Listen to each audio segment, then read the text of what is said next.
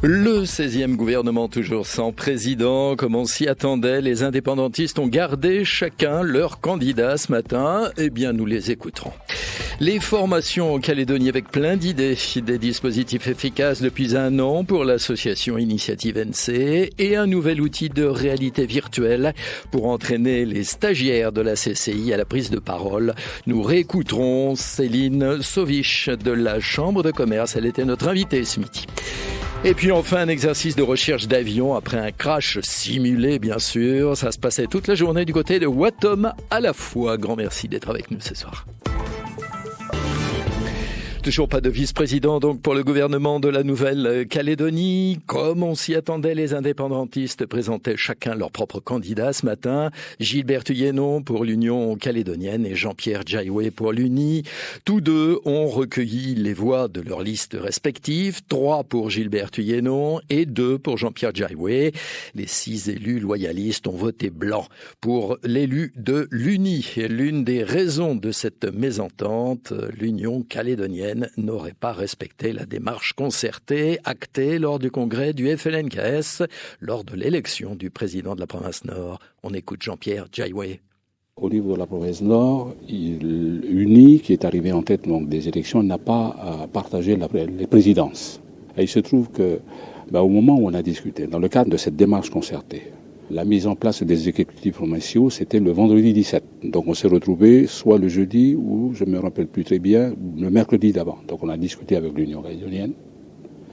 Et pendant qu'on discutait, on a appris par des responsables de Agissons pour le Nord que l'Union calédonienne a déjà entrepris des tractations avec eux pour l'exécutif de la province Nord.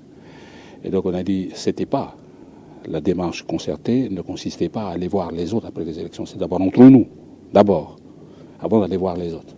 Et donc on a dit, dans la deuxième réunion qu'on a eue avec l'Union calédonienne, si vous avez entrepris des démarches, des tractations avec Agissons pour le Nord, continuez à le faire. Dans ce cas-là, si vous n'avez pas respecté ce qui a été dit au niveau du FLNKS dans la démarche concertée, c'est-à-dire au sortir des élections, on se voit d'abord entre nous.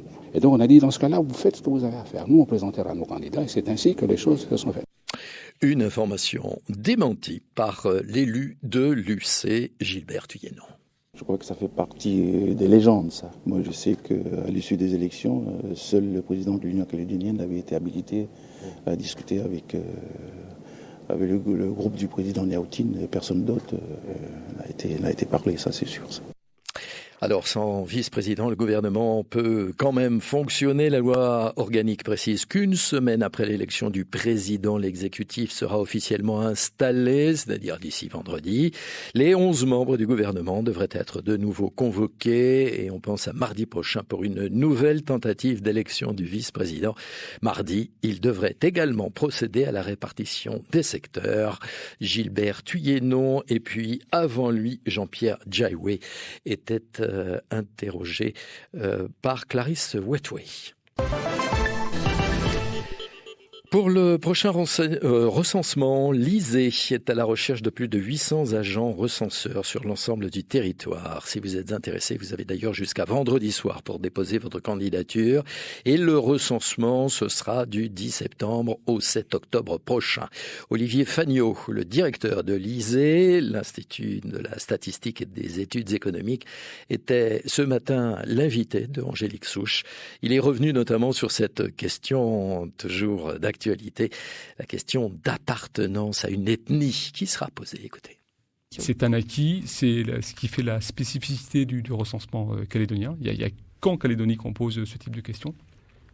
Et c'est un acquis. Et on a une question nouvelle quand même cette année sur le ressenti par rapport au fait d'être calédonien. Donc une question plus ouverte. Première question, plus ouverte. Estimez-vous être calédonien ? Voilà, avant d'arriver sur la question des communautés d'appartenance. Pourquoi ? Parce que lorsqu'on posait uniquement la question sur la communauté d'appartenance, un certain nombre de personnes nous disaient « Attendez, moi j'appartiens à aucune communauté, moi je suis calédonien ». Donc dans la case « Autre », ils nous mettaient calédonien. On a préféré extraire cette modalité en dehors de la question des communautés pour laisser à chacun la possibilité après, une fois qu'on dit qu'il était calédonien, de se mettre sur une communauté. Et si vous souhaitez plus d'informations pour faire acte de candidature pour ce travail d'agent recenseur dès le 10 septembre prochain, eh bien, rendez-vous sur notre site NC La Première. Olivier Fagnot, le directeur de l'ISEE, interrogé par Angélique Souche, un entretien que vous pouvez retrouver en intégralité, comme tous les jours, sur notre site de La Première.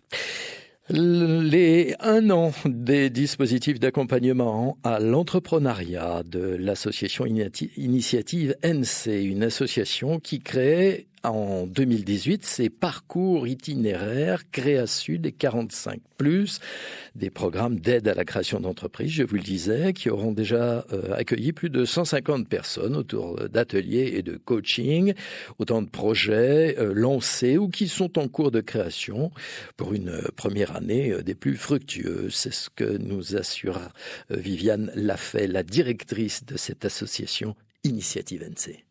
Il y a du service, il y a de la production, il y a des gens qui travaillent dans de la maintenance, il y a des gens qui vont faire des entreprises individuelles, qui vont travailler seuls, d'autres qui vont travailler en équipe, qui vont créer des structures. Il y a du loisir, il y a du tourisme, il y a de l'artisanat. Chaque atelier a des thèmes et puis des durées qui se font systématiquement avec des professionnels parce que tout est gratuit pour le porteur. Donc que ce soit du coaching individuel, puisqu'il y a des séances de coaching individuel, puis il y a des ateliers de groupe qui sont des ateliers qui sont liés plus à de l'audit sur du patrimoine par exemple. Il y a des ateliers qui sont liés à de la posture entrepreneuriale. Il y a un atelier créativité qui les aide aussi à trouver le meilleur produit ou celui qui va permettre de se différencier. Et après, on les aide sur un atelier business plan pour pouvoir mesurer si ce qu'ils vont faire va être viable à long terme et leur permettre éventuellement d'aller défendre ce dossier-là auprès d'établissements financiers s'il y a besoin de financement. On a d'autres projets sur d'autres cibles parce que ça se passe dans une ambiance conviviale, parce que ça donne des choses concrètes, des personnes qui avancent concrètement sur leur idée et ça fait super plaisir.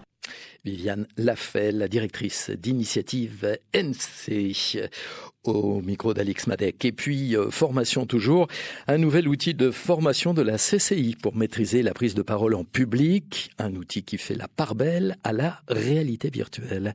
Céline Sauvich, la responsable de l'ingénierie de formation à la CCI, notre invitée de ce midi, nous présentait ce produit très innovant à plusieurs titres, une immersion avec un casque de réalité virtuelle. Écoutez. Ils seront devant un auditoire de 40 personnes qui, quand ils parleront à leur public, pourra avoir une attitude bienveillante, mais qui pourrait aussi potentiellement réagir en fonction de ce qu'on dit, avec des questions qui peuvent être posées par le public en face. Donc en fait, il n'y a même plus besoin d'imaginer, on est dedans avec le casque. C'est un outil que vous avez trouvé où ? Vous ne l'avez pas conçu ici ? On ne l'a pas conçu ici, non. On avait déjà testé en tout cas l'efficacité des formations en réalité virtuelle au travers de la formation en maintenance industrielle. On avait travaillé ça avec un cluster à Arles. Et là, en fait, on est allé chercher une start-up parisienne, en fait, qui s'appelle Digital and Humans. Ils sont juste 3-4. J'ai l'impression qu'ils travaillent jour et nuit. Et ils sont adossés à tout un tas de codeurs qui peuvent, en fonction des idées de scénarios qu'on peut imaginer, développer ça en 3D. Voilà une nouvelle façon de s'entraîner la prise de parole en public avec la CCI. Céline Sauvich était à midi notre invitée. Elle est la responsable des produits de formation à la Chambre de commerce et d'industrie. Dans l'actualité de cette fin de journée, l'Iran qui déclare avoir franchi la limite imposée à ses réserves d'uranium faiblement enrichies. Téhéran joue avec le feu, a réagi tout de suite le président américain Donald Trump. L'actualité internationale, c'est aussi Hong Kong avec ses affrontements entre des dizaines de milliers de manifestants anti-Pékin et les forces de l'ordre. C'était hier, le jour même de l'anniversaire de la rétrocession du territoire à la Chine. La police anti-émeute de Hong Kong a tiré du gaz lacrymogène contre ces protestataires qui avaient envahi le Parlement et détruit tout ce qu'ils trouvaient sur leur passage, et notamment le portrait de Carrie Lam, la chef du gouvernement soutenue, vous le savez, par Pékin. Jusqu'à présent, le mouvement était pacifique, mais ces manifestants exigent maintenant la démission de tous les dirigeants de Hong Kong. Les forces de l'ordre ont finalement repris le contrôle du bâtiment dans la soirée d'hier. Et puis, 2 mots sur l'Europe, tout de même. Après une nuit de tractation à 28, la rencontre n'aura pas permis de désigner des personnalités pour occuper les postes clés. Le sommet a été suspendu jusqu'à ce mardi à Bruxelles. Le président Macron dénonce des divisions et parfois des ambitions personnelles. Il a déploré aussi des réunions trop longues qui ne mènent à rien. Allez, pour terminer, pas de panique. Si vous avez vu beaucoup d'hélicoptères ou d'avions du côté de la Foix et notamment de l'aérodrome de Wattom, qui était le théâtre aujourd'hui d'un exercice de recherche et de sauvetage suite à un crash d'hélicoptère, un crash avec 4 victimes. Fictive, bien sûr, puisqu'il s'agit d'un exercice. Une quarantaine de personnes étaient mobilisées, gendarmerie, pompiers, armée, services communaux. Bref, il s'agissait de coordonner de la meilleure façon possible tous ces différents services qui sont appelés à intervenir durant un crash, un vrai. Les précisions de Denis Bruel, le commissaire délégué de la République pour la province Sud. C'est de s'assurer qu'en cas d'accident, en cas de vraie vie, j'allais dire, les différents acteurs, les différents services appelés à intervenir le feront dans les meilleures conditions et auront acquis les bons automatismes qui leur permettront de travailler ensemble, de travailler en connaissant les pratiques des uns et des autres et donc faciliter la chaîne de commandement d'une part, la chaîne d'exécution d'autre part. C'est important partout, particulièrement ici parce que d'abord nous sommes sur un territoire qui comporte des parties très montagneuses, ici à la fois notamment, mais également des parties forestières, toute une zone littorale et une partie maritime importante. Donc en termes de recherche, on ne pratique pas de la même manière. Ce ne sont pas les mêmes services qui sont appelés à intervenir. Et puis également au plan institutionnel, comme je vous le disais, la responsabilité juridique et donc la chaîne de commandement n'est pas la même selon que nous sommes dans la partie opération de recherche, responsabilité de l'État, ou opération de secours à personne, responsabilité des autorités de Nouvelle-Calédonie. Le commissaire délégué de la République pour la province Sud, Denis Bruel, à propos de cet exercice de recherche et de sauvetage du côté de la Foix à Wattom. Des propos recueillis par Lizzie Carboni et Cédric Michaud.